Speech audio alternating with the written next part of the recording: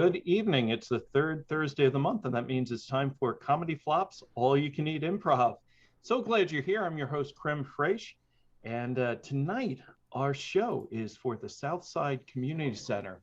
If you've seen us before, you know that each month we pick a different community organization. There are so many great ones in our area, and we love to support them. And so on Facebook, there is a fundraiser, and Rigamarole, I believe, has put the link in the chat. We will shamelessly plug it throughout the course of our show because we really want to send the love to them and our other organizations each and every month. So if you can kick in a little, it helps. All right, if this is your first time seeing an improv show, where have you been, right? We're glad you're here. If you've seen it before, you know how this works, but I'll just run through the rules of improv for just a moment. So first, everything we're going to do for you tonight is completely made up. Our shows are not pre-scripted. The only thing we know going in is what games we'll play. The suggestions that fuel our games come from you, our audience. So at various times, I will ask, or through the chat, we'll put in a request for objects or non-geographical locations or relationships between people. And the more answers you put in, the more stuff you give us, the better our show is. You can be weird. You can be even mildly inappropriate if you wish. We'll pick and choose. We'll incorporate them into our games, and we'll have a lot of fun together.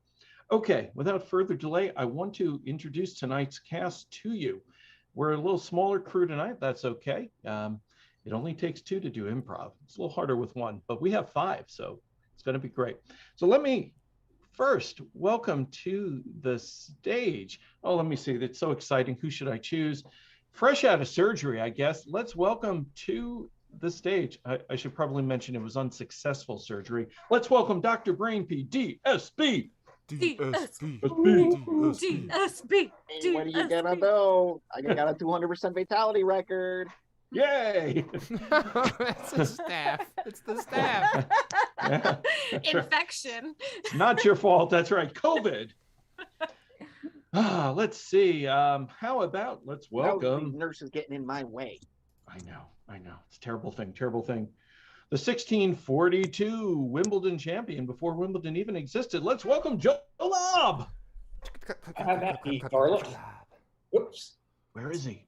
I hear him. I don't see him. There he is. Oh, and the flash is gone. Let's welcome to the stage our Chief Security Officer, Officer Peggy. I'll be checking into those fatalities, just saying. That's right. Yeah, I think we need to look into Dr. Brainpee. And finally, the man that keeps this whole hot technological mess flowing for you live each and every month. Let's give a big welcome to Rigamarole, otherwise known tonight as Riggy McJiggy. And as always, I'm your humble host, Creme Fraiche. So we have a great show planned for you tonight. Lots of games you've possibly seen, but again, it's original tonight, so always new. And some you haven't seen in a while. We always like to try and mix it up. So we're going to start with our warm-up game. This is one we call Water Buoys, and it's got a long and weird history how it developed, but it's a Flops original, and the credit for that, developing this game, goes to Joe Lobb. So Joe Lobb is going to introduce it to you, and we'll play it. Joe Lobb, the floor is yours. Thank you, sir. All right. It is called Water Buoys, and we don't have time to relate the tortuous history of how it got its name. It is truly torturous. We will be asking for your part right off the bat. And as we know, the world is composed of many, many, many different overlapping worlds. There's the world of origami. There's the world of ships and seafaring. There's the world of French cooking, and on and on and on. We would like you, please, to send in your suggestions of possible worlds. Any human activity, legit or not, is eligible. So I will vamp while those are pouring in. Yep, and it's an elimination game. Go ahead. I was just going to say, I have asked them to put certain suggestions that might fit in advance, so they're already pouring in, which is good. Okay, great. Yep. What the leader, which in this case is going to be me, will do is choose one of those worlds and then select a word from that world. So for example, the world is auto mechanics, and I pick transmission. Every flop following me will have to pick another word beginning with the same letter, also from that same world. So the next person might say third gear, and the next person might say torque, and the next person might say Toronado, and so on. If a flop gets stuck, can't come up with anything, that flop is eliminated. To spice things up a little bit, if we get a word that one flop feels is not quite legitimate, that flop is allowed to challenge, in which case the game comes to a screeching halt. I listen to the person who proposed the word, what is their justification? Then I listen to the challenger, what is their justification for the challenge? And whoever loses that battle is out. The object of the game, obviously, is to be the last one who never gets out. So I'm holding on to the water buoy, if you will. Yeah. That's one way to look at it. It is a way. It is a way. Yeah. I am looking. Not the right way. Creme, if you No, could of send me course your- not. What are the worlds we have currently under option? All right, let's see. We have a forest. We have teacups, circus, ball pits, outer space, dungeons. Those are our choices. Oh, and Cornell. If there are any grad students from Cornell, perhaps that and dungeons feel like the same thing. I don't know. Yeah. I'll show myself out. Yeah. I was all set to pick circus till Cornell came up. But let's do circus, get that out of the way. Okay. So we will use the same order that we previously had. And let us start with Officer Peggy. Oh, wait, I get to pick a word, don't I? Yes. You do indeed. Oh, let's make it a little easy. Nothing starting with X or Z. Could be zebras. Ring. So the world of the circus, and the letter is R. I am going to say ringleader. Okay. Officer Peggy. I'm not panicking. Who's panicking? I'm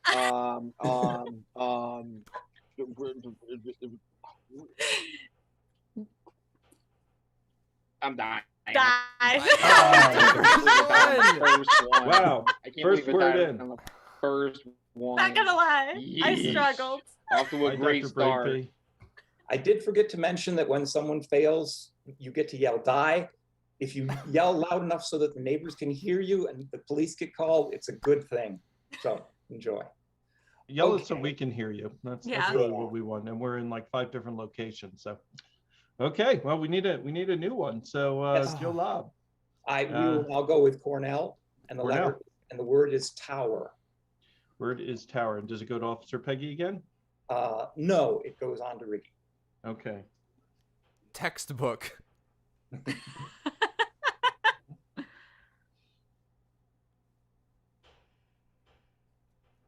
Towering reputation. Boo. Why is that a challenge? Boo? Is that a No, challenge? it's not a challenge, Boo. I'm just booing him. Okay. Okay. Fair enough. Just general Theater. blues.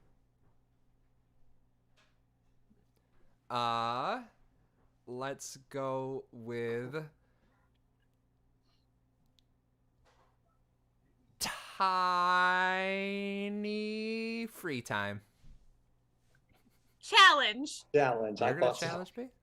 I am gonna challenge you You as a should've let him challenge. Cornellian. I am challenging Okay. you. Okay, Sorry. we pause. Ricky, what's your defense? So I never went to Cornell, but I had a buddy who went to Cornell, and he had a tiny amount of free time when he was there, and I feel like there are plenty of other students who will confirm that exact same situation. They didn't have a lot of free time during their time at Cornell. Officer Peggy, what's your reason for challenging? That in this day and age, all of us have a tiny amount of free time. That's not something that is specific to Cornell. Or, hey, I have the floor, sir. Thank you. As a graduate student, I have tons of free time. So I would say that given that you aren't a Cornellian, you can't speak on the topic. Well, I'm not sure I buy that, but the general thrust of your meaning is stronger. Riggy, I'm afraid it's time for you to Die! I want you to play back that recording, and you tell me whether or not her argument made sense. Also, I want to say that I did not like pulling the entitlement card. Riggy, you'll fall into the fallacy of the undistributed middle. So don't do that again. Creme Fraiche. Yes, sir. We need a new world. And do we have some new ones since before you read the list before? Let me look. Yeah, I saw we do. Olympics. Okay. Yeah, we do have Olympics. We also have Hell and Casino. And Forest. Casino. I like to hear the clack of cards and the sound of money being poured into my pocket. So it's casino and the world, and the word is card. Card. Okay. Is it to me? It's to you. Okay. Cheating.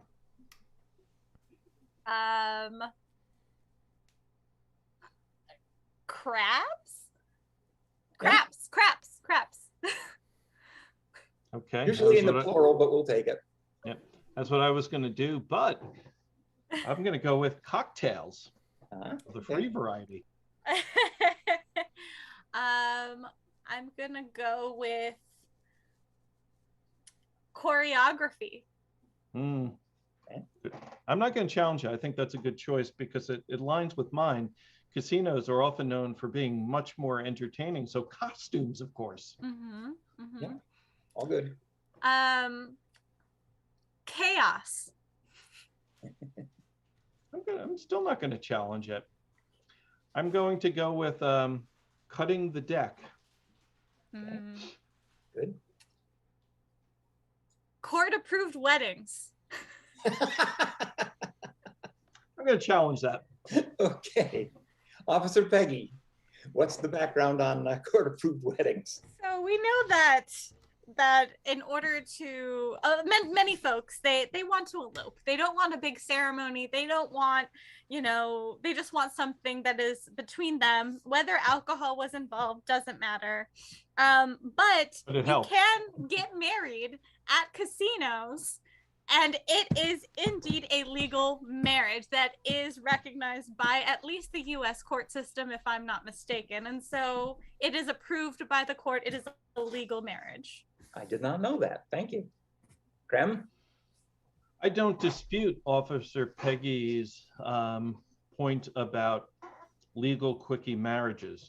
She's absolutely right about those. In fact, she's experienced in them. What is it been 10, I think? You're not supposed to be counting. I'm up to 12. Okay, annulments are an easy thing. It's true because they quickie marriage, quickie annulment. But here's the problem with what she said.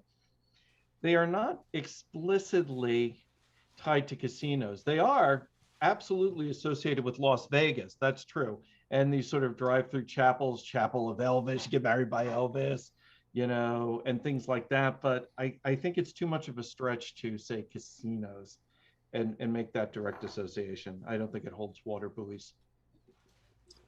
Boy, this is a tough one. This is a really tough one. Not that tough. The question was, are they limited to casinos? And you've told me that they aren't. So, What casino doesn't have a chapel? MGM Grand, Paris. I don't believe that. That's the other one. I can see it's the Roman one. Oh, Bellagio, I don't think does. But I've been to Vegas, Officer Peggy. I have in the Bellagio. Have you? I don't think Bellagio does have a chapel. Oh, does it? Mm-hmm. Okay. Well, I think we've given Joe Lobb a lot to consider, haven't we? Yes. So does the Paris. The only casino that I spent any time at is in Salamanca, and they don't have a chapel. They don't have a chapel. So I think that carries the day, Creme Fraiche. So you were challenged successfully. Victory is mine. Aye. Sorry, Officer Peggy. It was a valiant effort. I had to sneeze anyway. I was allergic to the bull crap. Bull crap. That's fair. Hey, Comedy Flops, if we're not about anything, or if we are about something, it's certainly bull crap, right? All right. Well, Joe Lobb, thank you very much for hosting Water Buoys tonight. My pleasure. I think we coined a phrase, maybe. I mean, I said it, so maybe that's not very humble of me, but that doesn't hold water buoys is pretty good. I think so too. Yeah. Okay.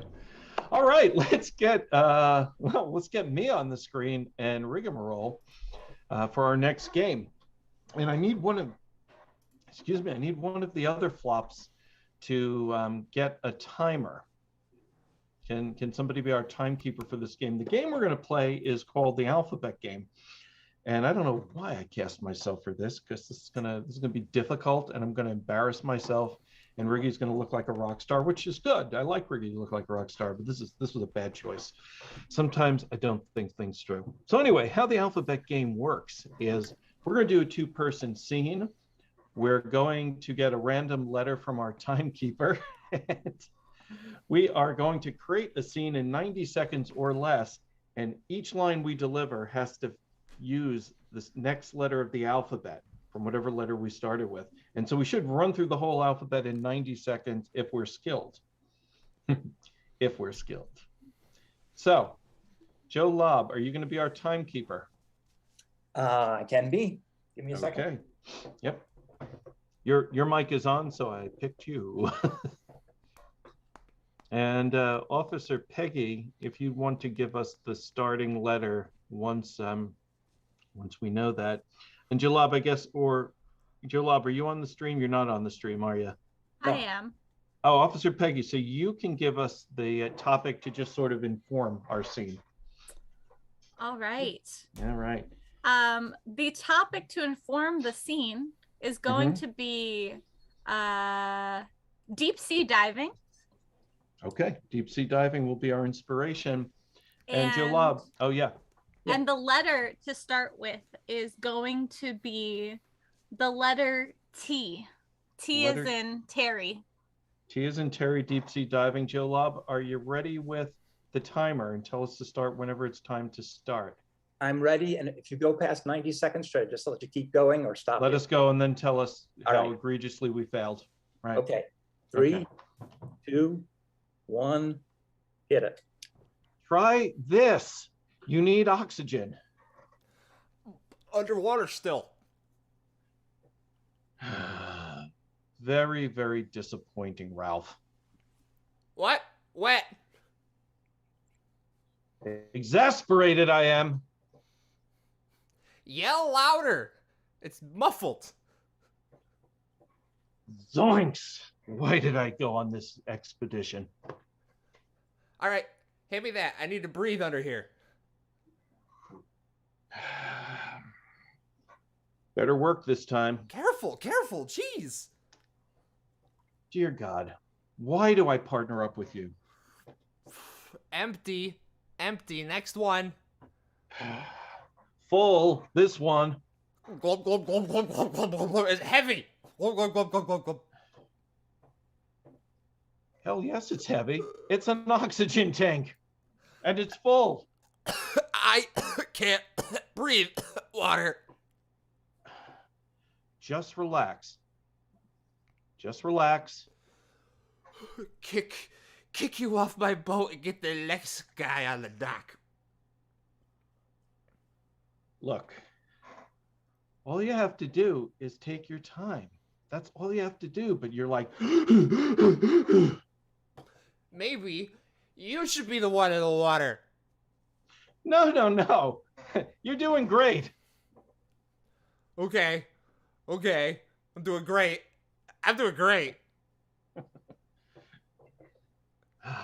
Party on the dock while he drowns. Party on the dock while he drowns. Quiet. I hear something.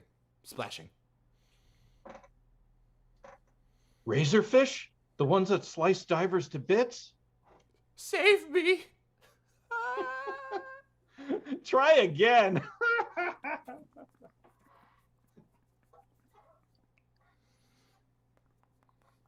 I think we ran the alphabet, did we Yeah, not? that's it.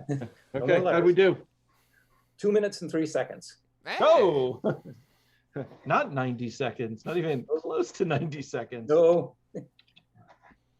We're fine disappointments to the world, aren't we? Oh, but wait until they see you try to do it backwards. Oh! Well, I'm pretty confident we can fail at that equally well. What do you think, Ricky? We do have a new inspiration, unless you want to keep that scene going. No, but well, Ricky, your choice. What do you want to do? I think my New character scene? died. Okay. Yeah. All right. It's So hard working off a corpse, so let's do a new scene. Yeah. all right. do Another it by yourself. suggestion. Another suggestion that we got was a car trunk. So let car trunk just really. I was between deep sea diving and car trunk. So let car trunk inspire you, and we're gonna start with the letter H, but going backwards. Okay, ready when you are. Help! Help! Get me out of here! Greg, shut up! Rick! I'm stuck in here!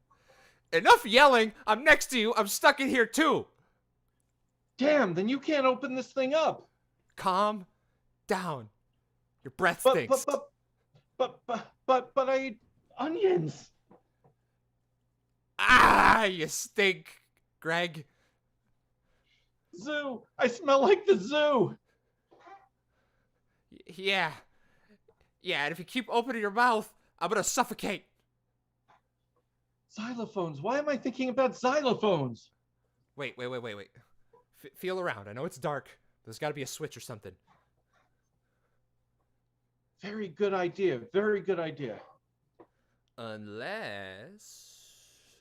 Nope. Take me at my word when I say this. This is your fault. Ooh, sorry. Really? Really? Yeah, just elbow me in the nards. Quiet again, Greg. Quiet. Please stop moving. Oh, what was that? Ow! Ah. No, I don't know what it was. Move over. You're on my organs. Oh, look out! Where you're putting that elbow? You're kicking me again. Kick it. Ah. Just keep still. Ding, ding, I ding. can't. Yeah. Oh, we did it. Okay. Oh Forgot wait, it. just kidding. It was the H. I screwed up. I can't. I got the wiggles. Help! Yeah. Ding, ding, ding. Yeah. Oh, Peggy doesn't know the alphabet. She get Okay. node. It's okay. It's okay. How'd we do? Did we do better at least? You did much better. 106 seconds. Ooh, okay. Not bad. Not the 90 seconds, but not bad. Good job, Riggy. Yeah. All right. Good job. That is, it's all you, buddy. That is the alphabet game, and it's fun to play, and it's just as stressful as it looks. So for our next game, let's welcome onto the stage Officer Peggy and Joe Lobb. And they're going to play a game called Actor's Nightmare. And in this game, it's a two-person scene. We're going to take one of your suggestions, and what we're going to do is we're going to use it as the inspiration for their scene. Now, one thing you need to know here is that for the scene, one of the actors has their script, and one of them forgot their script. And they're just going to have to figure out what's going on. So Joe Lobb will have the script, Officer Peggy will not. Joe Lobb has two pieces of work to choose from, and since Officer Peggy has to react to whatever he's going to do, she gets to pick which play he uses. So what are our choices, Joe Lobb? Your choices are Madame de Sade or Cheatin'. Cheating. Okay. Okay, we're gonna see a scene from Cheatin' starring Joe Lobb and Officer Peggy. When you're ready. We need a page number from 11 to 90. Riggy, what number would you like to see? 48 it is. Give me a minute. All right. What do you think of my hair, Bo Bob? Do you think it's too gaudy? I think it's gonna get in the way of lifting. Why did you do it that way? You do? What about my makeup? Why did you wear makeup to the gym? We're gonna be sweating. Didn't you get my email? Oh, Bob, where did you learn to sweet talk a woman like that? My father? Well, I don't know if I should tell. I don't want to be spreading gossip. Gossip? Is that why you wanted to go to the gym with me, Diane? You wanted to gossip? I'm here to get them gains. She'll have to die in the next 3 minutes to keep that promise. Diane, you said you would never kill again. What are you talking about? Oh, that. Yeah, we heard about it straight from the horse's mouth. I'm hearing it from your mouth, and I don't like what I'm hearing. I don't want to be with a killer. I told you this. She was in here just a minute ago. I seemed to have somebody tipped Teddy Bob off, and well, he just walked in on her and Clarence down at the Low Wake Inn, and to tell the truth, I'm glad it happened. I hope Sarah Lee dumps Clarice for good this time. You're glad what happened? What was your part in this, Diane? Did you kill him? If she don't know, she will soon. I'll see to it. Okay, so you definitely, you can't tell me this information in a Planet Fitness, Diane. Diane, this isn't cool, bro. You know I'm on my pre-workout. This is not cool. Darn tootin'. She's my best friend. It's best if she hears it from me than third or fourth hand from one of those gossipy old hens down like at her beauty shop. Oh, now you're gonna get other people involved? You're gonna get involved? What are you gonna do? What if she doesn't react good? Diane, I can't be a part of this. I can't go to prison. I think that Sarah Lee believes what she wants to believe, but this time she's gonna believe the truth. She ain't got a choice. Sarah Lee? She went missing though. She went missing months ago. Do you know where she is? You know, Bob, you're a nice human being. You really are. I don't like the sound of that. I don't think we should see each other anymore, Diane.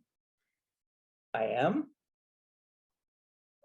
You are a questionable human being with weird morals. I got a dip, man. I got a dip.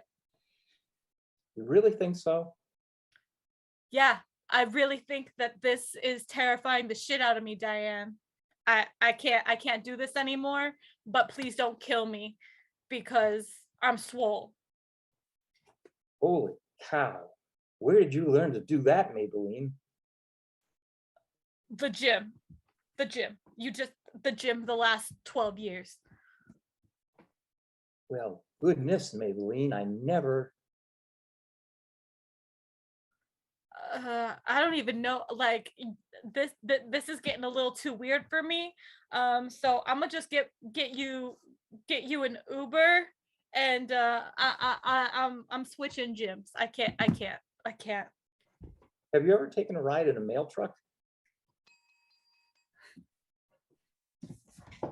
And scene.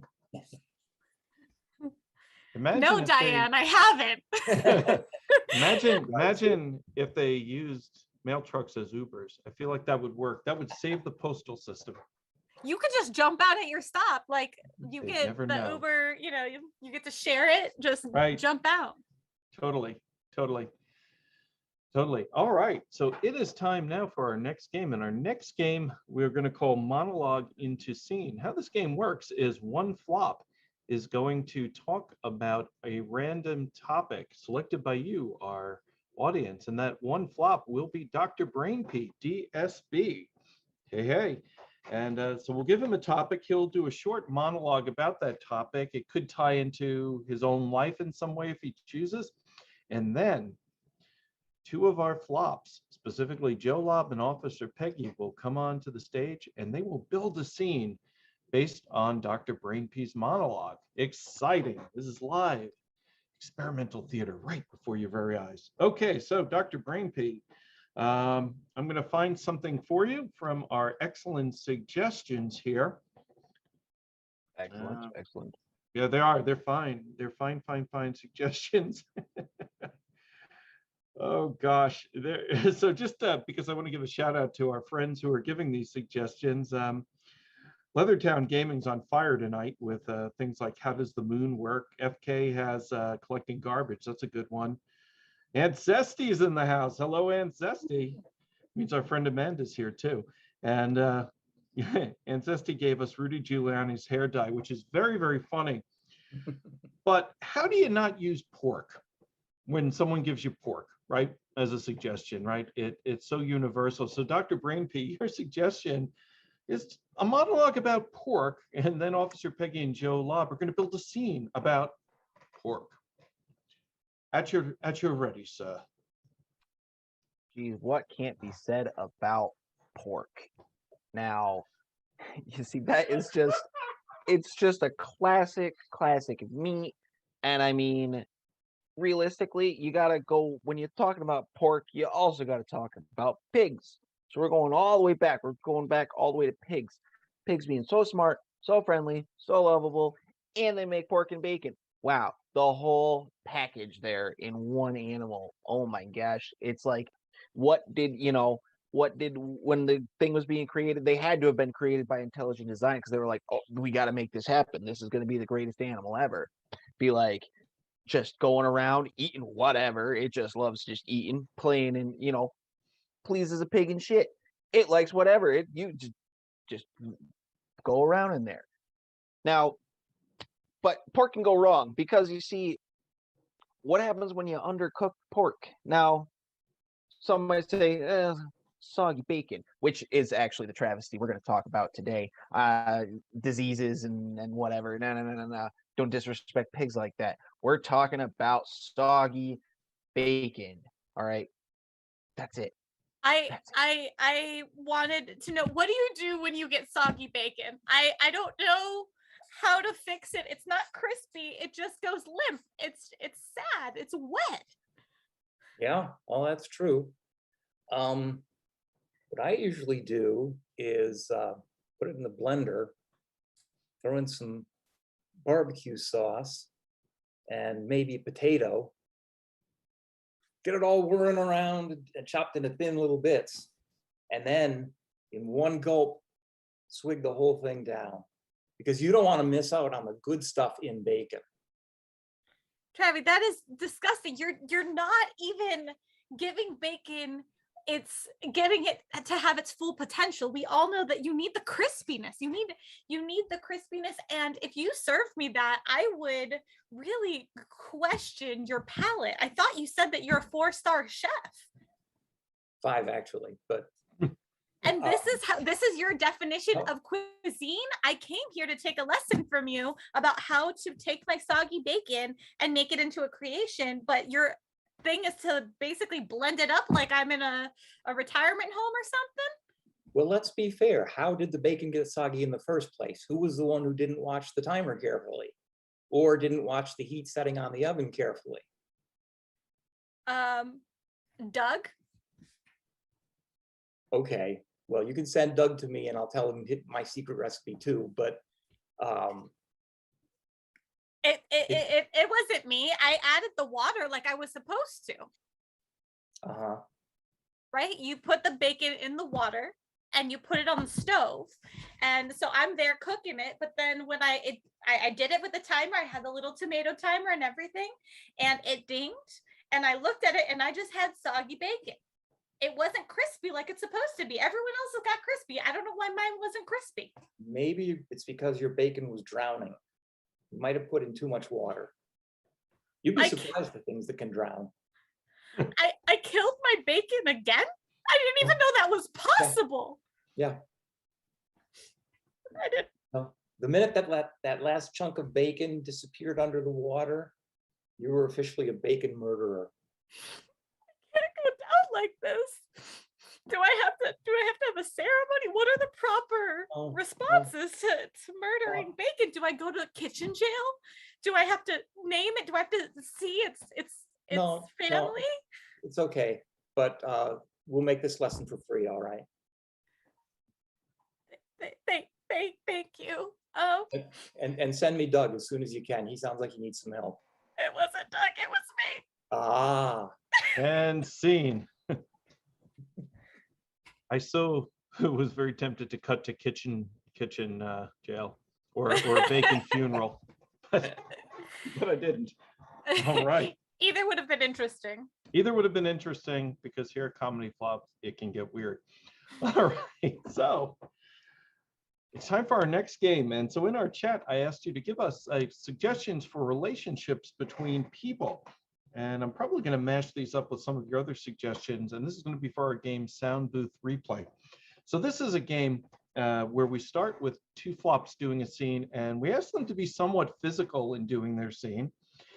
And two other flops will be watching but not listening to the scene. So all they'll see is sort of the movement of the scene. And then after about a minute or two, we'll stop the scene, and the flops who were watching will attempt to recreate the scene based on what it was they thought they saw. So to start our scene, the first scene in Sound Booth Replay, we have Officer Peggy and Dr. Brainpee. There they are. And let's see, while they're getting ready to prepare for this, I'm going to find my timer just so I don't let it run too crazy long. I've got to stretch for all the physical take my movement. headphones off. Exactly. Just Exactly. give me a symbol when you're ready for me to come back. Okay, we'll do that. Or when you're starting the scene, actually, because I won't know when it's starting either. Okay, I can have perhaps put it in the chat or something, or you'll see me waving wildly. Okay, to inform your scene. First, the relationship between you is neighbors, your neighbors, and just something else to kind of infuse in, if you wish to, crazy weather. Crazy weather. Neighbors and crazy weather are there to inspire your scene. Well, howdy, neighbor. Well, howdy, neighbor. It's been some crazy weather we've been having out here, shoot. What's your name again? Deb. Deb. Did you forget my name? You still borrowing my lawnmower. It's been 2 years. 2 years. Is it this lawnmower? No, it's not that lawnmower. How many lawnmowers you got? I don't know. I have this one, and I have the little hand one, and then I have, Okay. the one that goes.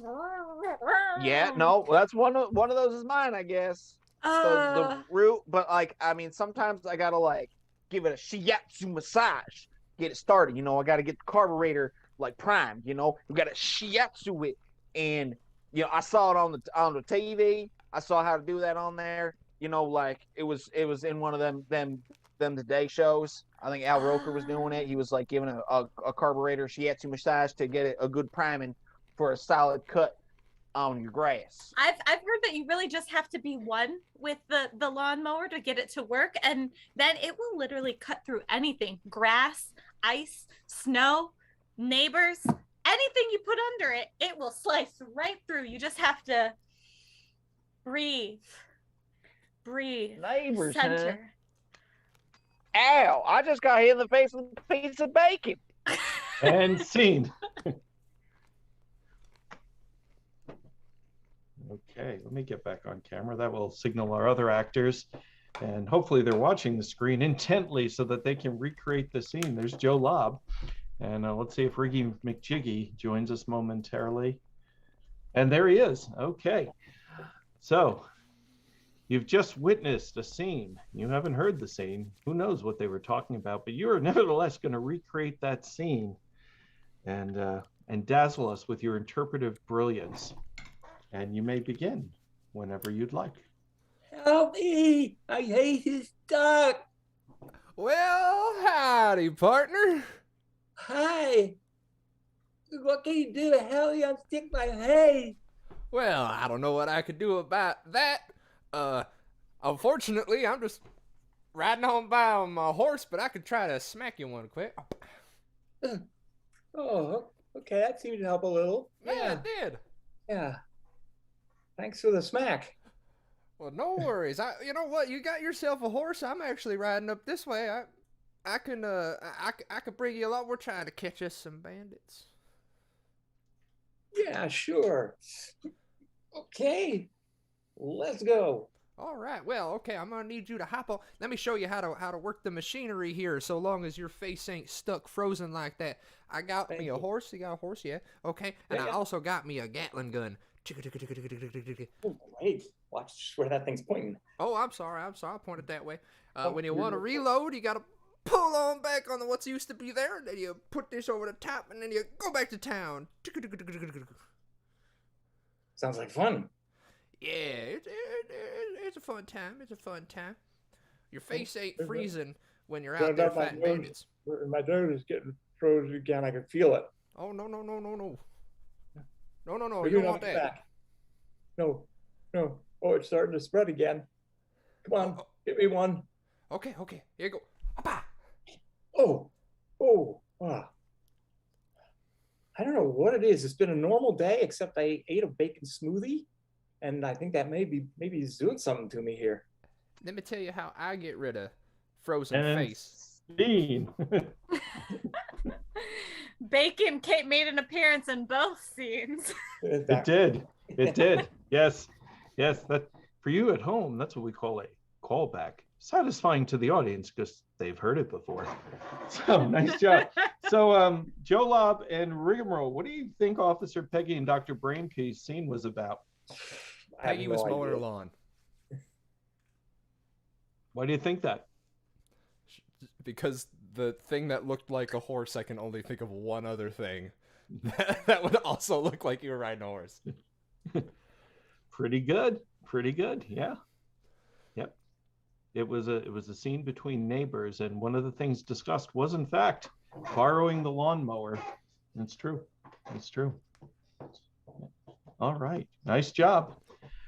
And now it's time for a very prestigious game called Press Conference. So how Press Conference works is that one of our flops is going to be just a very, very famous person for something very obscure, something they've accomplished. And we will tell all the other flops but them what it is. So the person who is going to be our expert is Officer Peggy. So Officer Peggy, I need you, right, not to have your headphones on, right? Yep. And I'll tell everybody else the secret. So how it works is Officer Peggy is going to hold a press conference, and the rest of us are going to be reporters from various publications. We will pop on the screen and we will ask Officer Peggy questions in order to give Officer Peggy some clues, and she'll have to try and figure out kind of what thing it is that she's done. And we have many, many great suggestions for this. And so flops who are reporters, you can help me choose if you'd like. The one I'm leaning to is inventor of the spork. Yeah, that's from Amanda. That's a good one. There's also winner of the kindergarten chess tournament from FK. I like that. And Zesty has given us fastest dog pooper picker upper. I think that's pretty good too. Any favorites amongst our crew here? Kindergarten chess tournament. Okay. All right. Everybody good with that one? All right. So what Officer Peggy has done is won the kindergarten chess tournament. All right.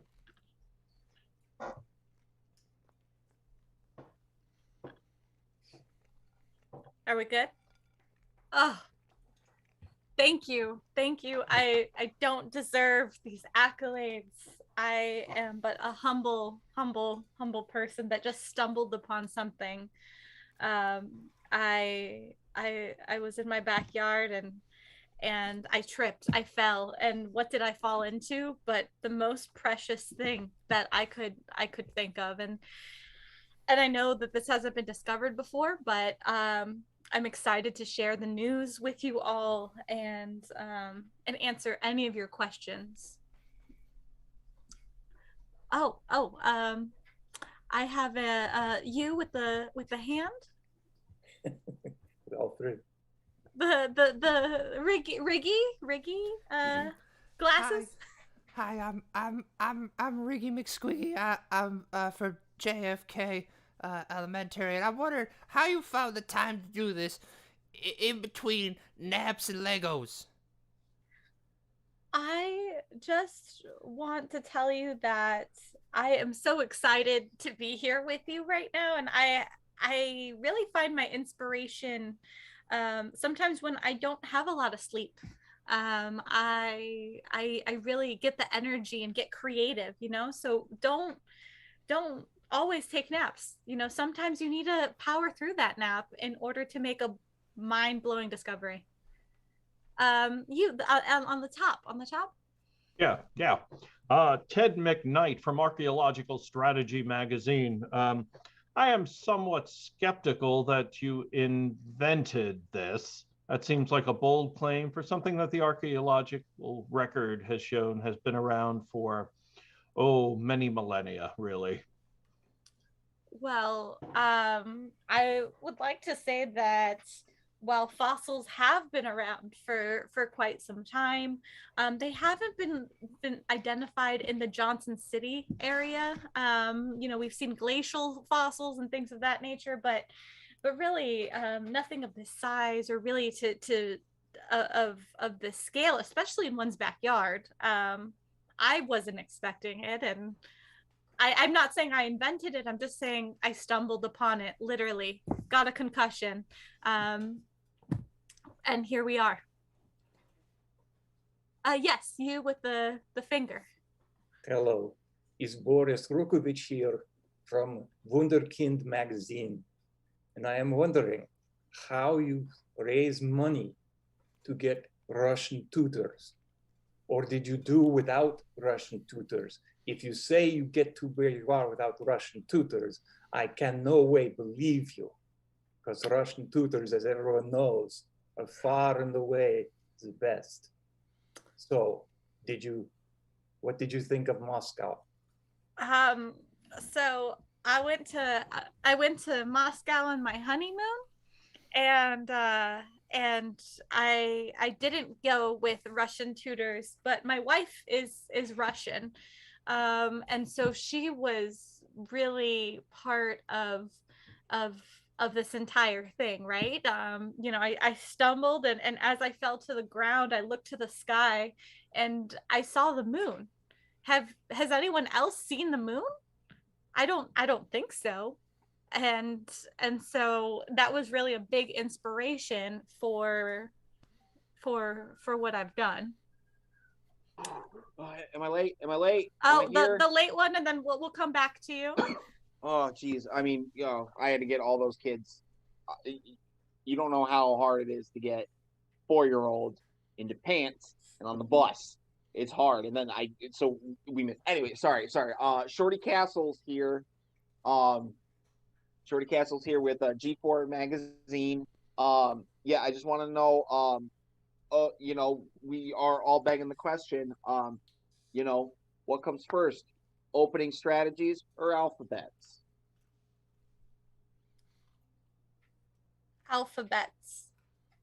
You need to know your alphabets first to be the youngest person to discover this thing. You can't just go straight into opening strategy. You have to know your ABCs, your 1, 2, 3s, and not to put your Legos up your nose. That's how you go to the ER. Oh yeah, I know. I've been there 3 times this week already for that. All right. Well, the one that's been patiently waiting, and then the nose child.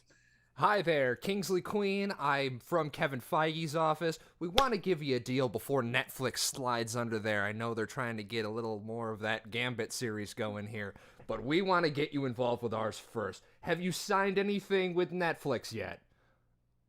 I have not signed anything with Netflix to really document my story as the youngest game player of chess that there ever lived to be.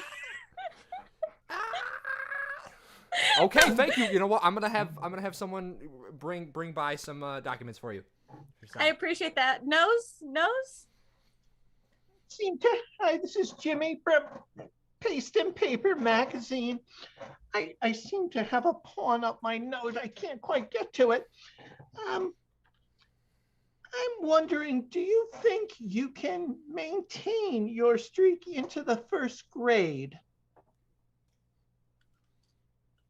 I think that I can be the youngest and most consistent person to put chess pieces up my nose.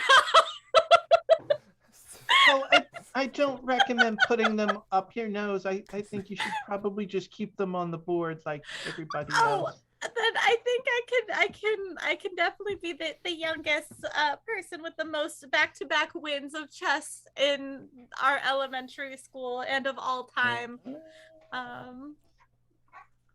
Oh yeah. Now I'm getting intimidated. Hi, it's me, Riggy McSquiggy again, from JFK Elementary. I'm wondering if after your big win, did your parents bring you to get a grand slam at Denny's like my parents do? Just because I won the championships, the world championships of chess as the youngest individual at just this many, does not mean that I get grand slams. Instead, I was fed a bacon milkshake by my mom because it's good for my brain. You're only this many? I heard you were this many and had started school. I started early because I'm smart. Yeah. Follow-up question to Ricky McSquiggy. So we all know that you won in preschool. That's true, and you seem very confident you will win in first grade. Is your accomplishment related to either of those things? My accomplishment is as a kindergartner, I won the world championship. I'm just amazing. And I fall and give myself concussions when I look at the moon. Thank you, everybody. And scene. What's done? Nice job, Officer Peggy. Nice job. I was like, I know I'm a kid. I have no idea what else is happening. Yeah. Absolutely. Okay. So our next game is called Whose Line Is It Anyway? And this is going to be a game. Boy, Officer Peggy, you're running up a streak on this set.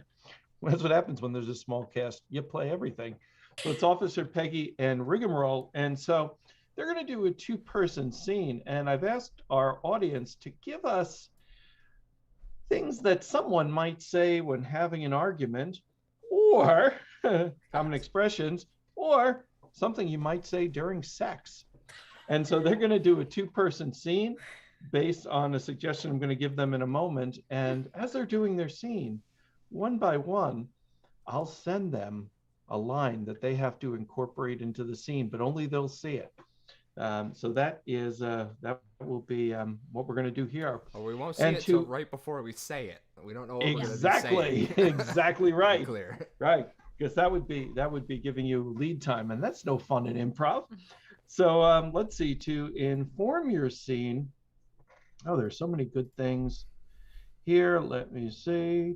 The suggestion to inform your scene is eyeballs. Eyeballs is the suggestion to inform your scene.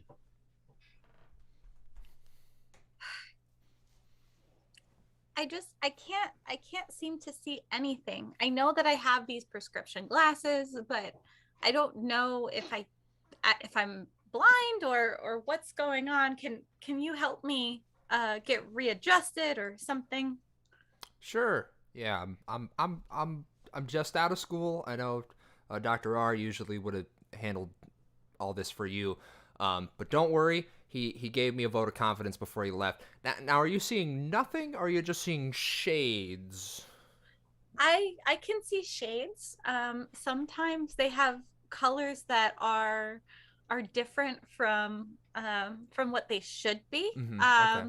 The best way that I could probably describe it is it's like a circus behind my eyelids. Oh, okay. Mm-hmm. Yeah, Mm-hmm. I know. Dr. R gave me a little piece of advice right before he left, and he said to me, "That's what girls are for." he know that I was gay and he wanted you to say that to me? Because that's a little...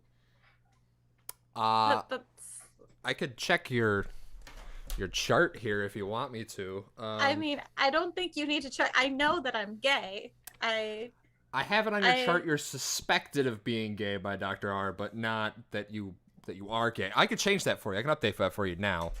Well, I mean, I've always told people, see you later, coming now. Yeah, I don't know why he wouldn't get that you're gay just from that statement. I clearly would have gotten it because I'm young, unlike him, who's old. You're hip. I'm hip, right? Yeah, instead of coming out, it's coming now. You know, like it's the new lingo. It's the new lingo. Of course, and as a new doctor just out of school, I know that. So is there anything else you want to update about your patient history? I do have sexual orientation here. Anything else that you wanted to update before we get onto your eye problem? I really like sniffing candles. I don't think that has anything to do with it. And no, that's on page 3. Oh, that is okay. I'm glad that was covered. It says right here, just below that, that one of your favorite sayings is "time to nut up or shut up." Is that still true? I actually, that is no longer true. I have since stopped consuming the nuts, an allergy, if you will, and so I found this out one day when I was, this is too much information, but I was lying next to someone, and I just said, "Don't beat around the bush," and I realized in that moment I was gay. Okay. Well, no, so Yep. I just have to run this back by you. You did kick the office door in this morning when you came in for your appointment and did yell "time to nut up or shut up." So that's not your new favorite thing. Your new favorite thing is "don't beat around the bush." You want "don't beat around the bush." I want "don't beat around the bush" to be replaced. Yes. I think that's my new mantra, and not "nut up or shut up." Okay. You know what? More aligned with my sexuality. You know what mine is on my chart? Mine is "a bird in the hand is worth 2 in the bush." I feel like this is potentially crossing some lines. I don't want to know about how many birds you put in bushes, but I will give you some advice, and this is what my grandma used to always tell me. And it was, just beat it. Just beat it. Of course. Your grandma was a wise. No one wants to be defeated. No. And so I'm extremely uncomfortable with this. Do I get a discount for this, given all of the personal questions, or are you going to charge full price today? If you want a discount, you have to just say one thing to the receptionist on the way out, and that one thing that you have to say to the receptionist on the way out is, "Hit me, baby, one more time." Is this an optometrist office, or did I walk into a sex club? It's both. Oh, I should have seen that on the door when I kicked it in. And scene.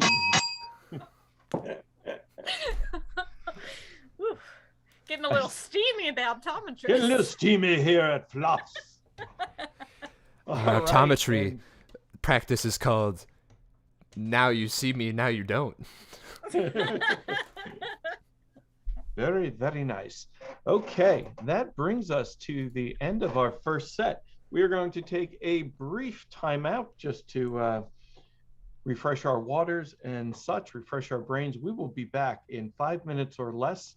Stay tuned. And if you haven't yet had the opportunity to consider donating to our charity, which is Southside Community Center, we would appreciate it if you would consider it. I will say, so far we've raised $90. Good.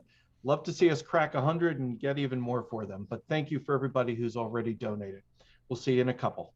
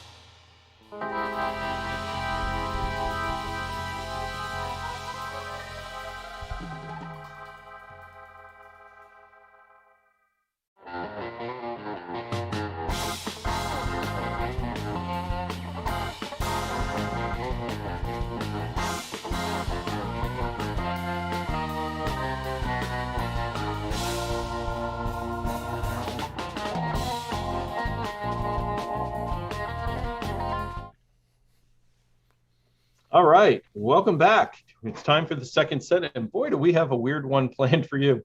So let's welcome all the flops back onto the stage, and we're going to start off with a game called Worst Thing You Can Say. This is what we call an all-play game, and I asked you in the chat to give us situations where you might want to be on your best behavior, but in this game, of course, we won't be.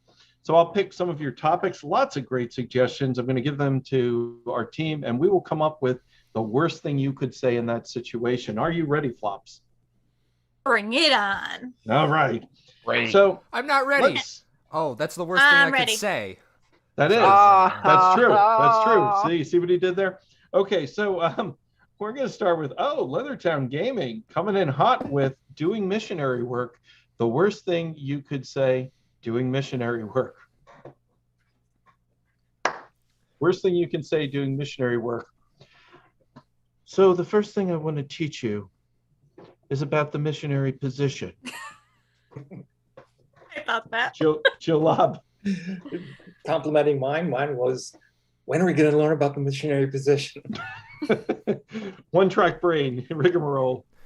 The first thing we always teach when we show up here is tithing. Nothing gets done until we get the tithe. Officer Peggy. The first thing you need to know about our Lord and Savior, Cthulhu, is that he doesn't exist and this is a Ponzi scheme. Dr. Brainpee. All right, guys, we have a really important work that we're going to do here. I'm going to help you guys out, really get you going. This is what we call my math homework that I didn't do yet. Lobb. Private reasons of my own, which I will not mention. I am not going to be sent to any country whose name begins with M, L, P, N, R, or S. All right, let's get a new one. Worst thing you can say, reuniting with your long lost father. That's from FK. Worst thing you can say, reuniting with your long lost father. Officer Peggy. Just got my 23andMe back. Honey, are you ready to look at the results? It says you're my dad. Didn't even have to say it, and we knew where you were. Dr. Brainpee. Can I ask you something? Do you also have this weird thing on your back? Riggy. It's not that I'm not excited to meet you, but where's Mom?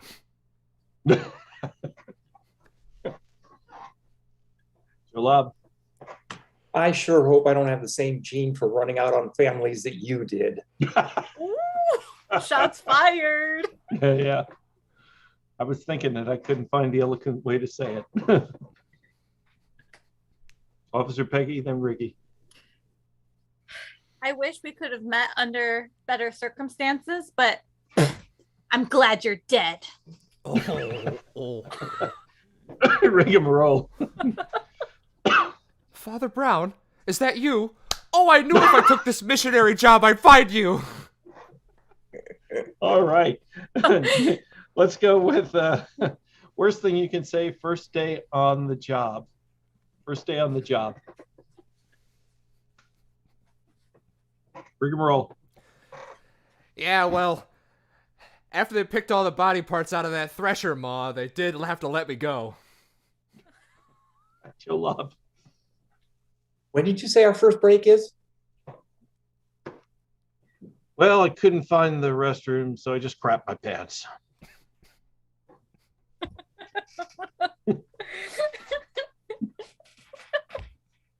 First day on the job. Rigamarole. Everyone at my last job was a lot cooler.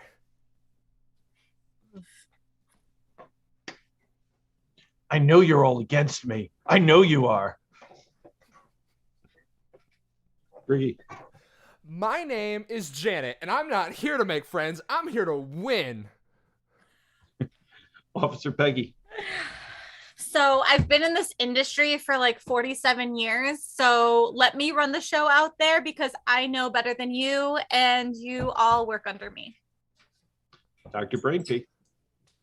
I realize you're my supervisor, but I do have a question. Are you stupid? Ricky. I realize you're my supervisor, but I do have a question. Are you single? Okay. Worst Wait, thing I have you one can. more. Officer Peggy, please, by all means. I realize you're my supervisor, but are you naked? Good. Worst thing you can say in church. Worst thing you can say in church. Ricky. Father Brown, is that you? You're my real dad!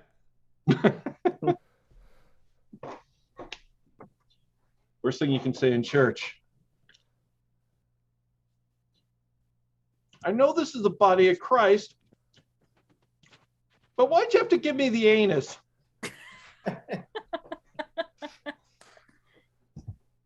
Joe Lobb, did I see a clap?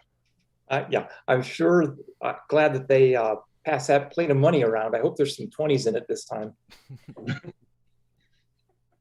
Ricky. Oh, I thought you said the pater nostril.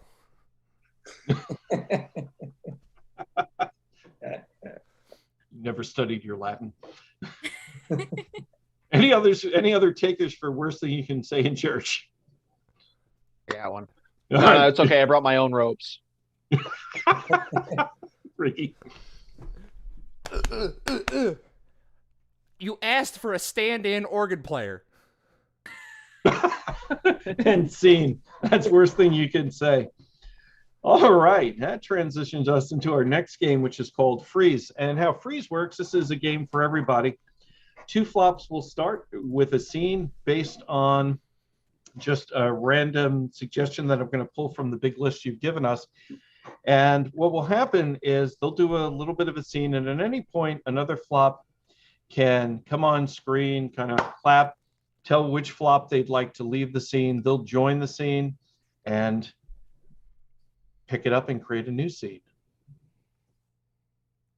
Hopefully that made sense. All right, so let's see. How about let's start with Joe Lobb and Dr. Brainpee as our first 2 flops. And to get you started, your suggestion will be On Tour at the Brewery, brought to you by Leathertown Gaming. On Tour at the Brewery for Dr. Brainpee and Joe Lobb. I don't know if I'm going to make it through this whole tour. This is 1/3 of the plan, and I'm plastered. How about you? Yeah, I mean, they gave me one of those beer helmets that just are hooked up to the tap. It's cool, but it's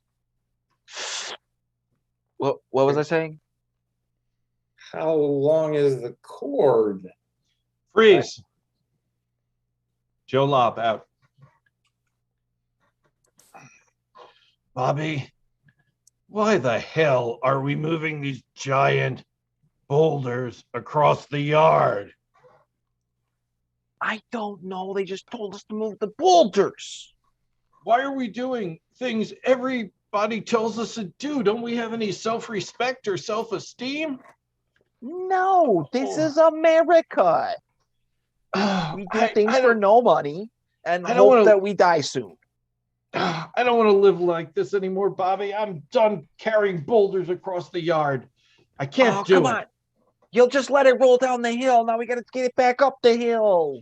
To hell with the hill. To hell with boulders, Bobby. I'm out with this stuff. No more. Freeze.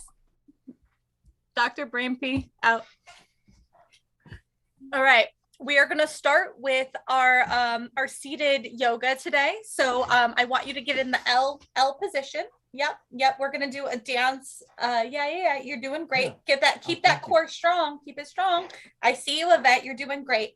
And then you are going to slowly rotate to the other direction. Oh. And then we are going to bring your other arm up into the Y. This is a spelling class, y'all. This is spelling. You know where we're going. Why? Freeze. Fraiche, goodbye.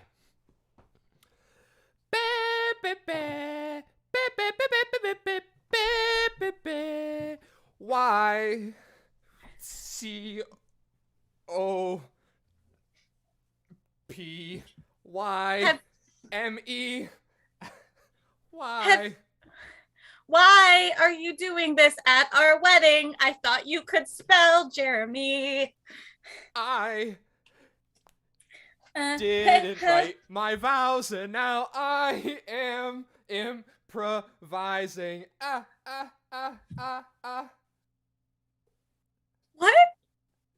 You didn't write your vows? I meant that much to you that you couldn't even write a single word? Ladies and gentlemen, we're gathered here together to join these two hearts in matrimony. It's now time for the groom to share his vows. I've been really trying, baby. Tried to write my vows for so long. But last night, John got me drunk on tequila. And I didn't finish. Let's go to our judges and have them weigh in on these vows. Joe Lobb, what did you think of the groom's vows here? Well, if great composers can write unfinished symphonies, there's certainly no reason why ordinary folk can't write unfinished vows.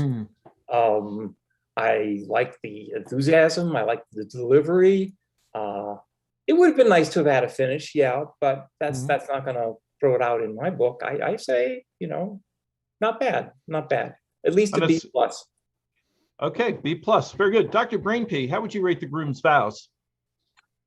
I rate it a tequila's a hell of a drug out of 10. Okay.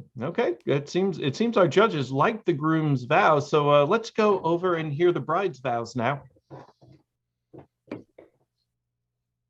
Dum dum dum da da dum dum. Dum dum dum da da dum dum. Under pressure. Weighing down on me, weighing down on you. I feel it. Under pressure. I can't do this. Jeremy, I can't. Cut. I can't do this. I can't. I'm in love with your brother. Oh, it seems like we have a twist. Let's hear from our judges on the plot twist that the bride has just thrown into this wedding. Dr. Brainpee, what are your thoughts on this new plot twist? Do you buy it? Do you like it? I like it. It's good old shamalama ding dong twist. It's a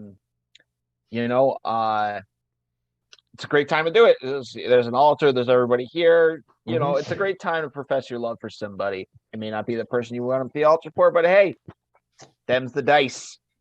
Okay, Dr. Brainpee seems to like this plot twist. That's great. Joe Lobb, what do you think? Let's hear from our other judge on this unexpected plot twist. Saved presentation. Up until that point, I was feeling it was derivative, coming at it 180 degrees from the wrong emotional angle.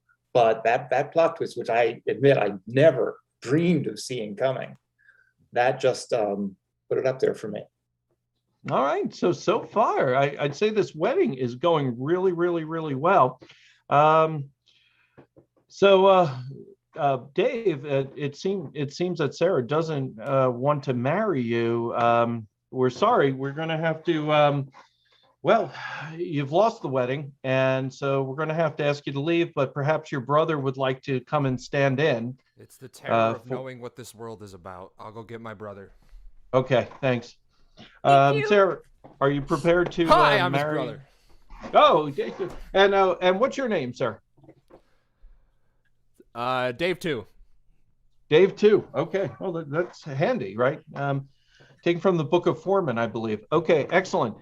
So we are ready for you, Dave 2, to share your vows with Sarah. Please go right ahead. I have been writing my vows down for this day forever. I mean, it's this whole book right here. This whole book I've written them all down here, and no, Dave 2, not like this. Our time's too short. Well, let's hear from our judges. Joe Lobb. So Dave 2, I'm going to ask you to rate Dave 2 on two things here. One, of course, the quality of the vows, but two, the quality of the death scene. What do you think? Is no one gonna help him? I've seen better. I mean, no. Do we have a doctor in the house? Anyone? Oh, we do have a doctor. One of our other judge is actually a doctor. So Joe Lobb didn't like this at all, but Dr. Brainpee, DSP, you have a choice. You can either help Dave 2, or you could give your critique of his performance and his vows. Your choice, of course, as always. Well, my answer is Doesn't like worse than the Titanic 2. This is All somebody's life, Netflix. I would think you would have some human decency. No, it's called canceled. Yeah. Not getting renewed for another season. Cut off at the 4-episode teaser. Garbaggio. Get it out of here. Later, Dave 2. Wait for Dave 3. Oh, I'm sorry, Sarah. That is an. Did somebody say Dave 3?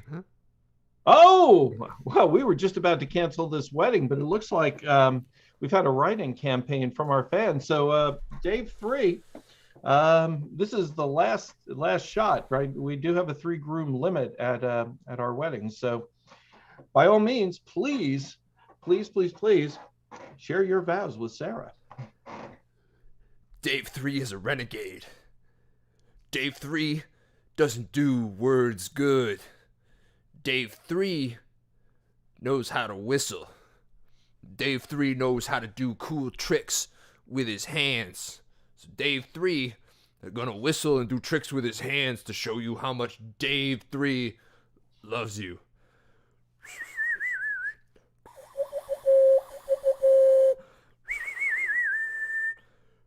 Love me like I was not the third Dave and not the first Dave, but the second Dave. Thank you. Okay. That was so beautiful. Okay. Our bride likes it. Okay. So you accept these vows? I accept these vows, and I want to say from the bottom of my heart,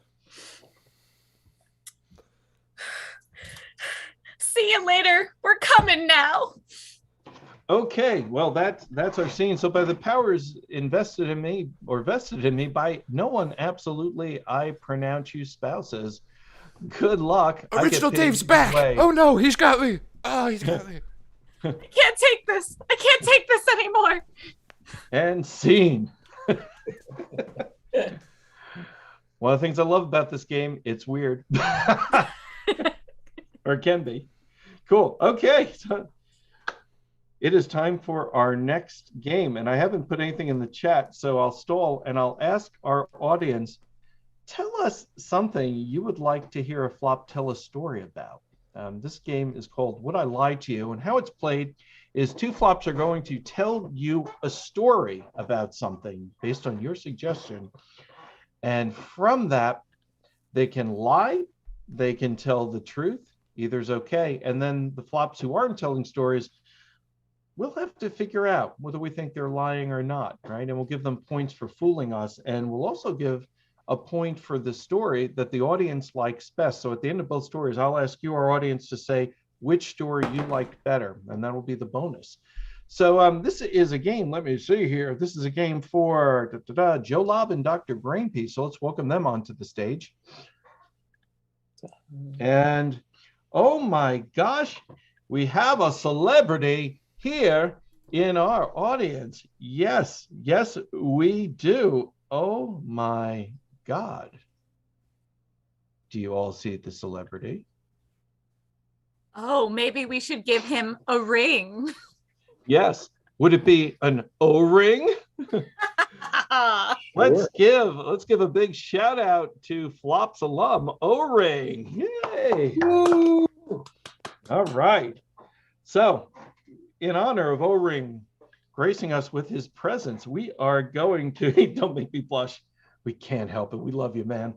we're going to go with his suggestion for your story. And so the story that each of you will tell is a story about first day of first grade. And Officer Peggy, who would you like to have go first? I'm gonna say let's have Joe Lobb go first. Joe Lobb, you are the first story about the first day of first grade.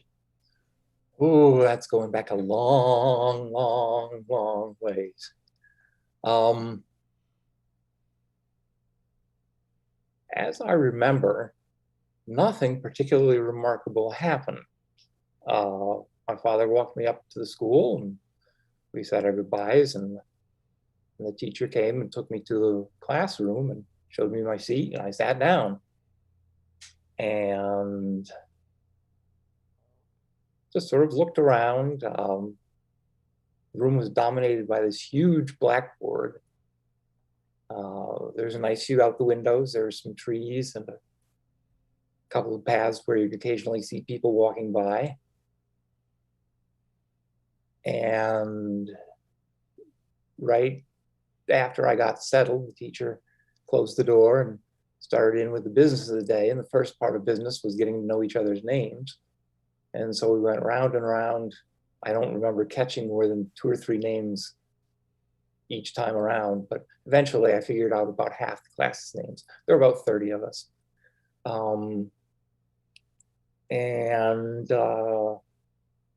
We had lunch, went to the cafeteria, which was down a short bit of steps. And cafeteria ladies looked just like cafeteria ladies everywhere.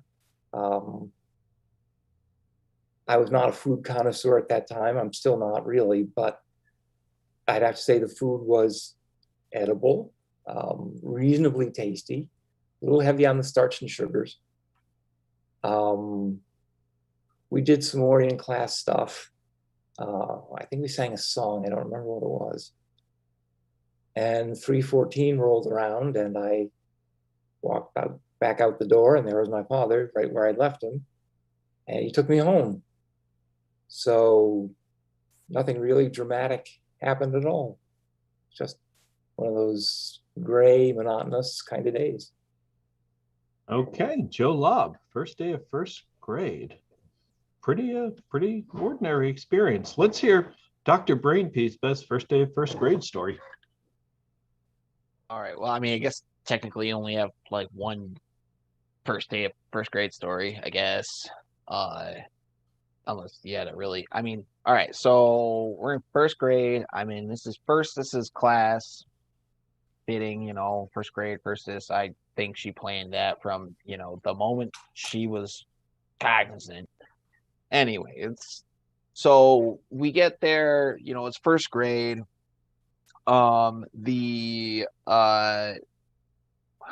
Scholastic Book Fair is like, they always do it, like they kind of like did it at weird times in my school. Sometimes always in like the fall, and this time it was like super early. It was like right at the end of September. So they like gave you the little like pamphlet you get first with just like a little teaser of what's gonna be there and like your little order form and checklist and stuff.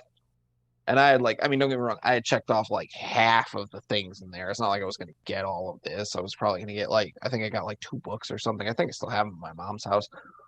But so I'm like, cool. So, but I was like taking this is my one. Like, this is it. This is all you got. I didn't, not realizing they give them like boxes of these things and they're not set in stone. But so I take this and I lose it. It's gone. Like, I have no idea where it is. Like, I'm in first grade. You lose stuff. I lose stuff now. Jeez. But so I have just a breakdown in the middle. Like, we're in line for it wasn't lunch, but it was like in line to go to class. I don't know. They just lined kids up back then. Just be like, get in line, shut up.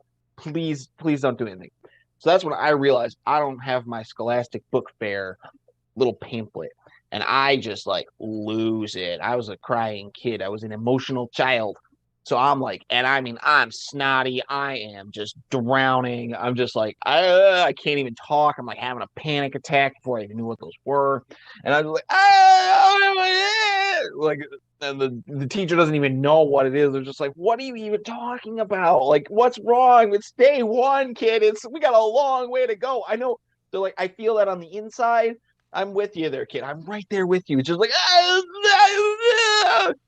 so they get it out of me. They're just like, oh, wait. And they just pull one literally out of a box of like 100. And they're just like, this? And they're like, and I'm still like I'm sucking snot back in, like, because I'm gross and I'm a child and nearly choked to death in line. But also the unadulterated bliss. And again, check everything off, and I didn't buy any of it. But yeah, that was my that's my first day of first grade story. Okay, I've asked our audience as a starting place to tell us whose story they liked better. So I'm going to just let them know it's time to vote. And while they send that in, I'm going to ask everybody to come on the screen. Let's get all our flops on the screen. And today we have a twist to this game, and that's that we have an inquisitor. And the inquisitor gets to ask each storyteller one question. And tonight's inquisitor is Riggy. So Riggy, you get to ask one question of Joe Lobb and one question of Dr. Brainpee to help us learn the truth. Yes. Okay. Let's start with Joe Lobb. Joe Lobb. Yes. Story was rather mundane, scarce on the details. My question for you is, was your school public school or private school? In America or Britain? Oh, that's a good point. You tell me.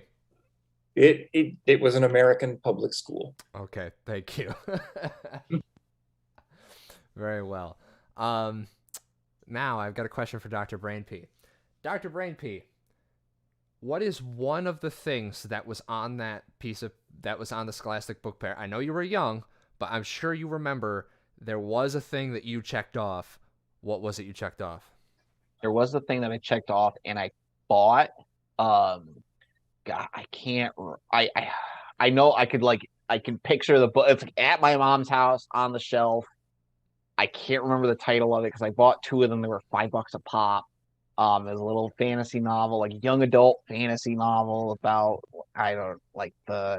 shoot. Yeah, it's just do with gems. I don't know. I haven't thought about it. It's got a purple cover with gems on it. I'll look it up.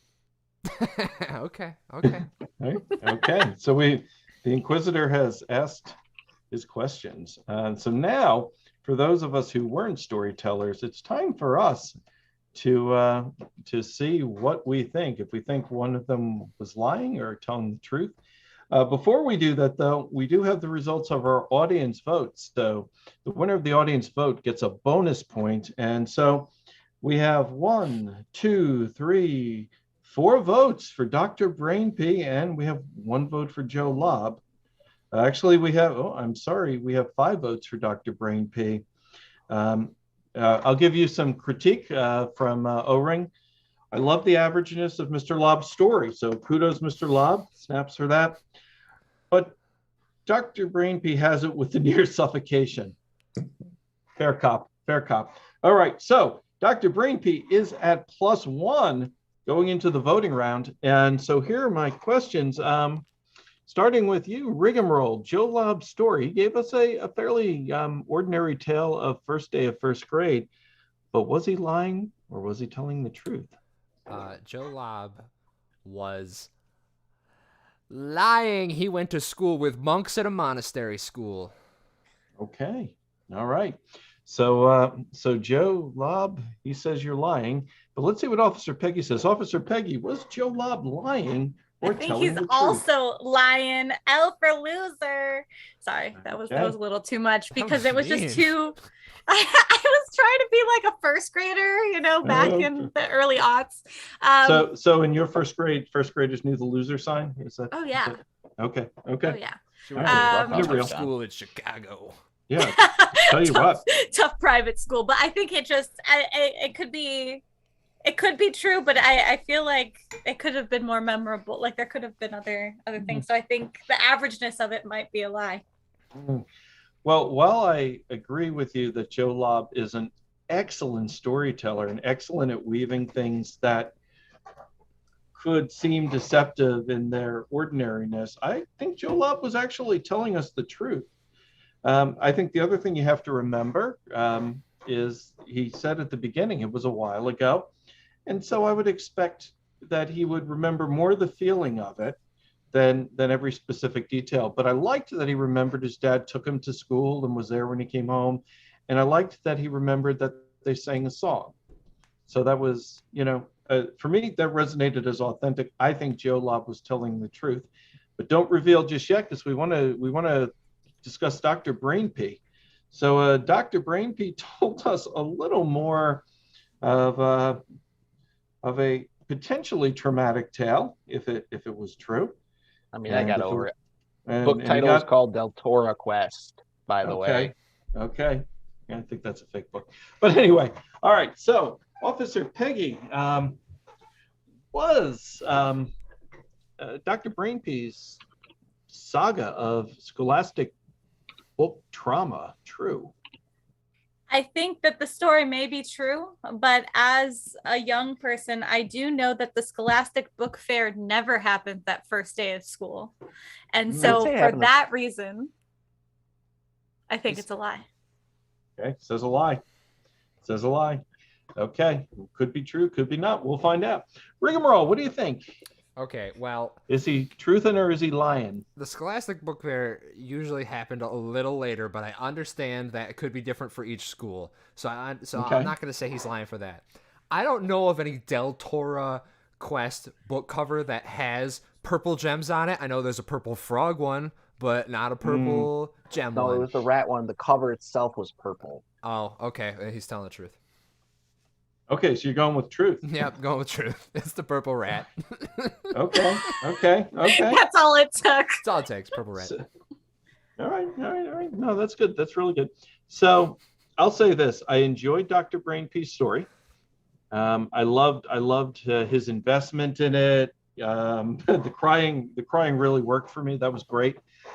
And I actually believed his story up until the Inquisitor stepped in. And then he got this smirk on his face like, I'm not telling the truth.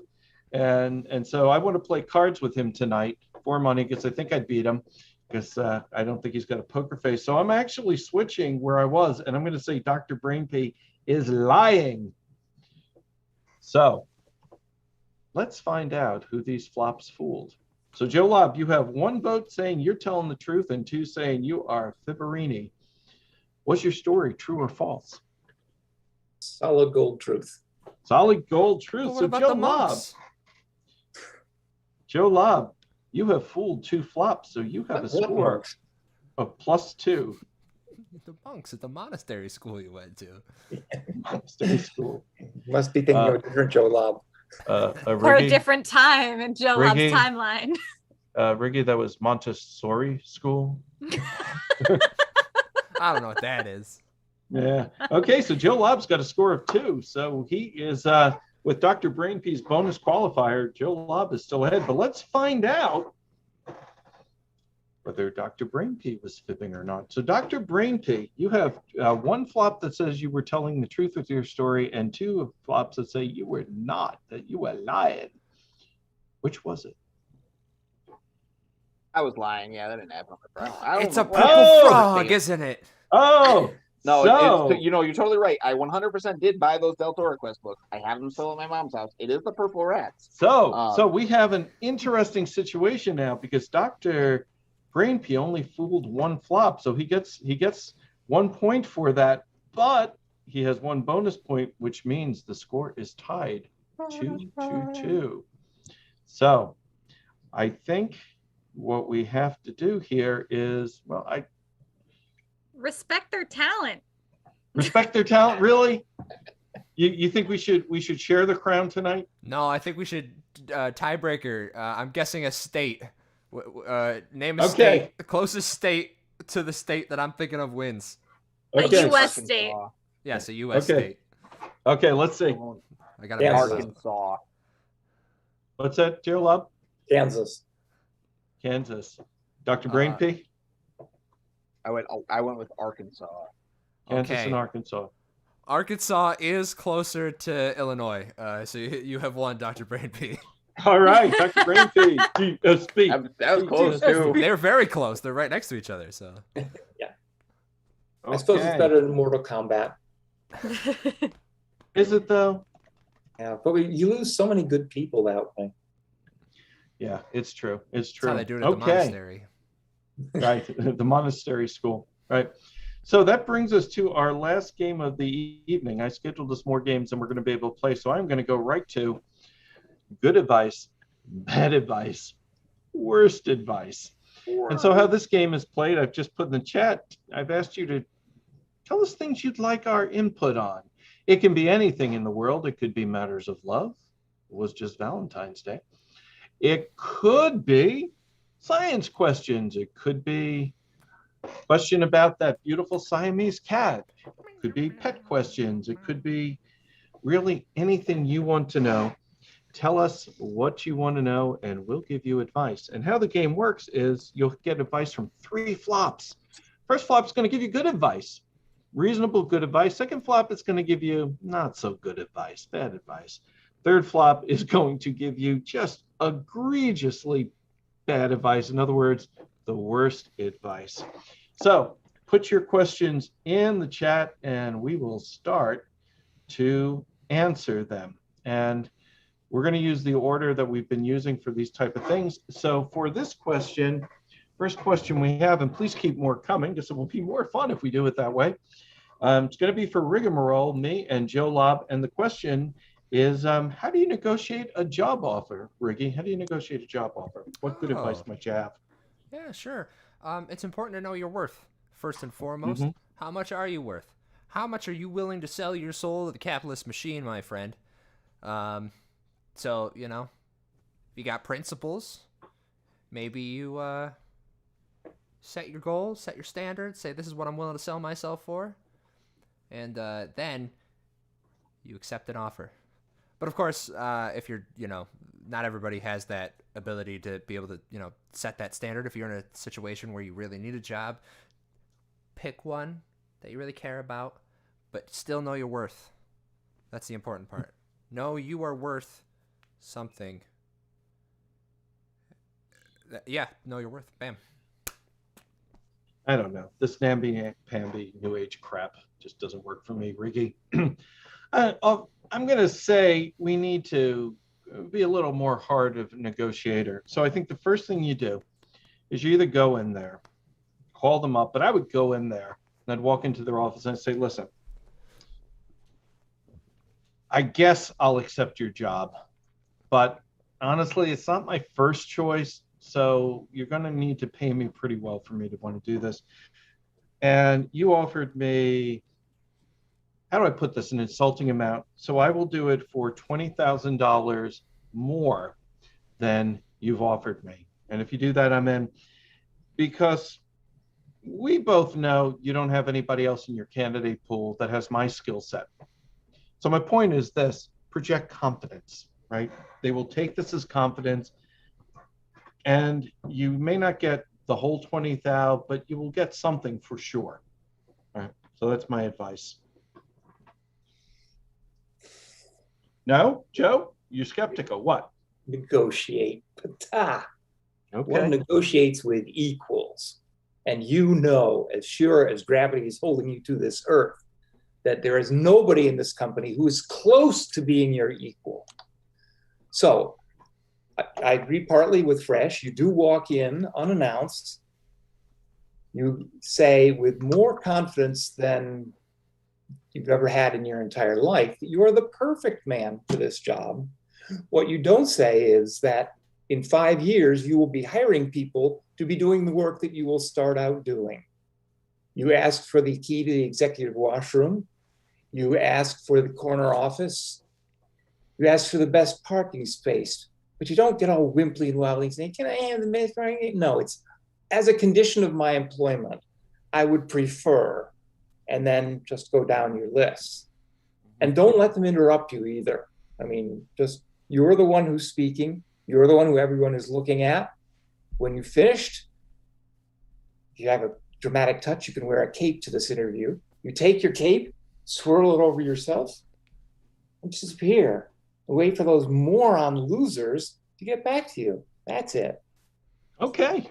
All right. Well, I hope that's helpful, and good luck with the Worked for me. negotiation. Yeah. Good luck.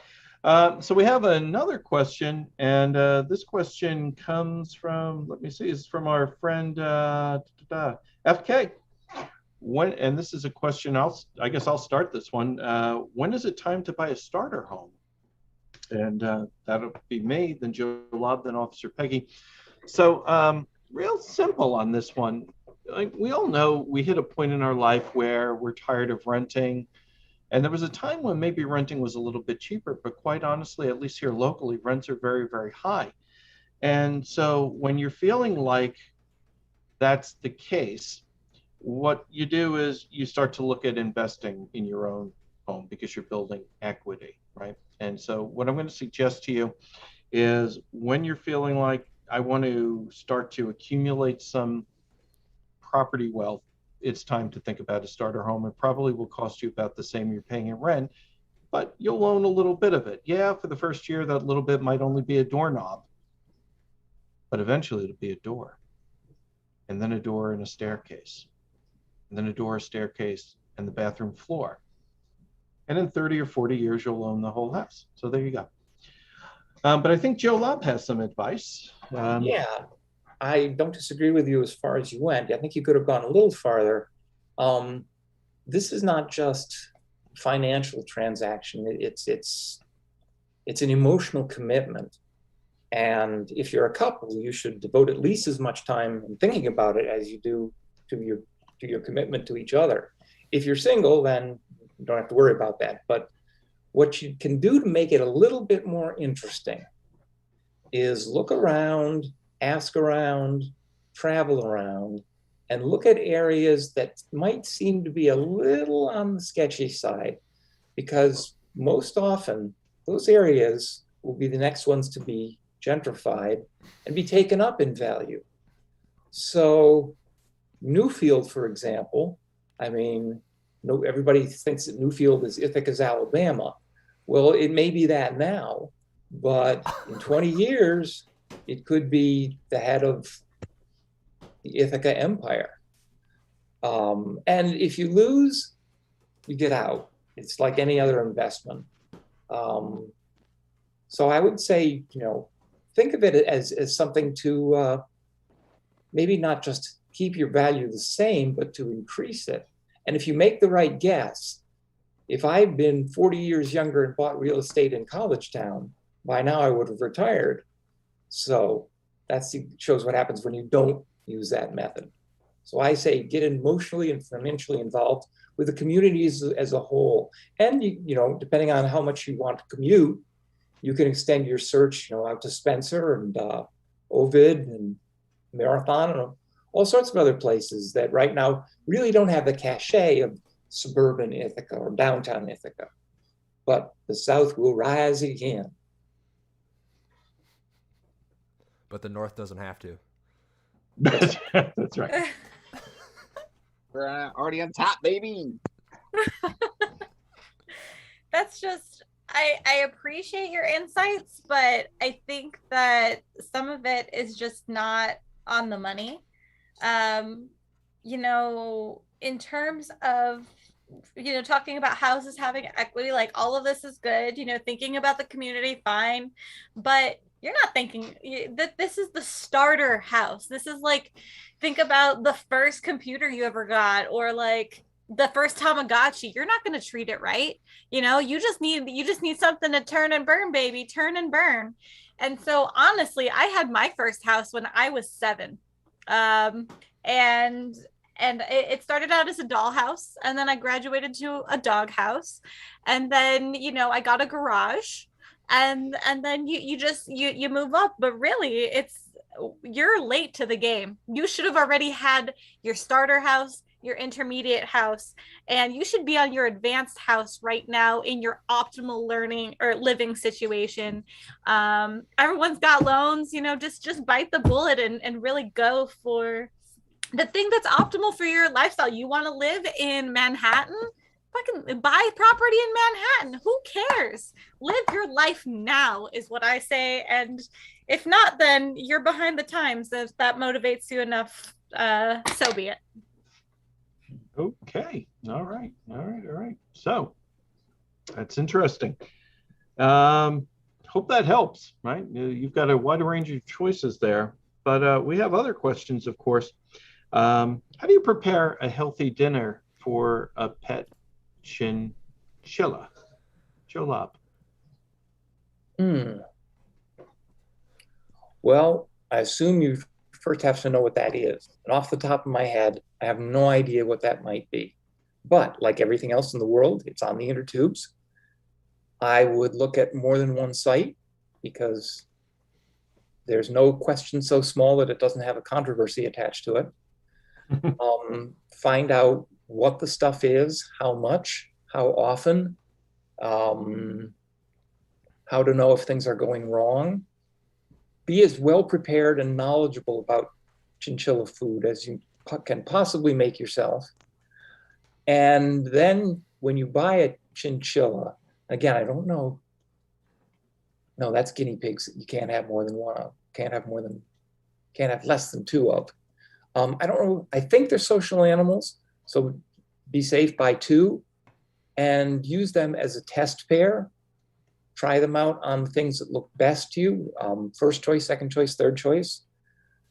And try to find out their tastes. Chinchillas may very well have very discriminating tastes.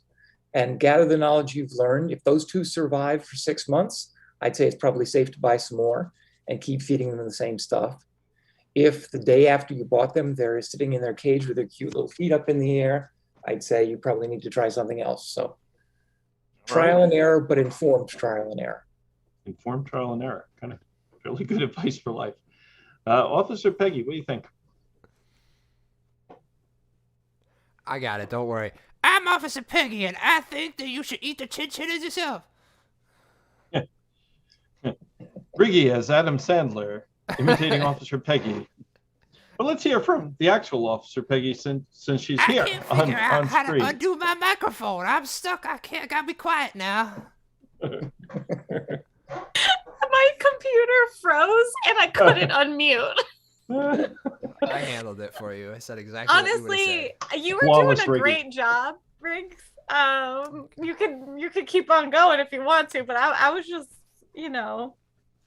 gonna say that chinchillas, they're an exotic animal, right? You know that they are they don't have the usual diet. However, the people at PetSmart really will never steer you wrong. They know everything there is to know about chinchillas. They could groom your chinchillas. They can bathe your chinchillas. They can give you cat food for your chinchillas or vitamin C supplements, or maybe, treat your chinchilla like it's a little vacuum and let it just eat up the scraps from the floor. There are many different options. Nutrition is a relative word. And I think just seeking a professional, like a PetSmart employee, particularly, the young ones know they're up to date with these types of things. So I would say go to PetSmart and talk to the youngest employee there. If not, just treat it like it's a vacuum and it should be fine. Okay. Dr. Brainpee, what do you think? Kind of. Ricky almost had it there. All right. Yes, they're an exotic thing. They will just suck stuff up. But you got to feed it exotic food. And you know what's the most exotic food? You might say a chinchilla. You're not wrong. You're not wrong, but you're not right. The most exotic food is that goddamn neighbor you have that hasn't returned your lawnmower, all right? And it's been over there for months, okay? Grind them up, feed them your chinchilla. somehow take a life insurance policy out on him. Boom, boom, boom. You got a happy fed chinchilla and a stack of money and your lawnmower back. Can't argue with that, and I think Dr. Brainpee wins the internet tonight. Did anyone ask Ryan? That one was from Ryan, right? That's from O-Ring. Yes. Okay, O-Ring. I think we should have asked O-Ring if he tried breastfeeding first. Yeah, you were right. Did you, O-Ring? I see you in the chat. Go ahead. Let us know if you tried breastfeeding first. I see you in the chat. You can say it. Yeah, that's true. I forgot about that. All right, friends, that is our show for tonight. Oh, O-Ring enjoyed your answers. That's good. I feel like we're here to help. We're here to help everyone we can. All right, that is our show. Again, tonight we are supporting, and all month we're supporting the Southside Community Center. We'll have the fundraiser up for another week or so. If you're able to contribute, please do. If you already have, thank you. We'll be back next month for our third Friday show. And let me see, who is it for? I should have had that up in front of me, but I don't remember. Well, you'll have to check our website. Actually, I'll check our website live here while you all watch and go, this is boring.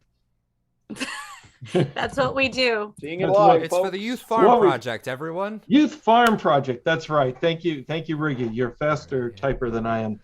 So next month we'll support the Youth Farm Project, and third Friday of the month. Thanks for everybody who watched with us tonight. Thanks for your great suggestions. They were a lot of fun, and we'll see you next month. Take care. Good night. Bye. Adios, amigos. Oh, that's the wrong button. Not the button. Press the right button. Not the button. He didn't push the right button.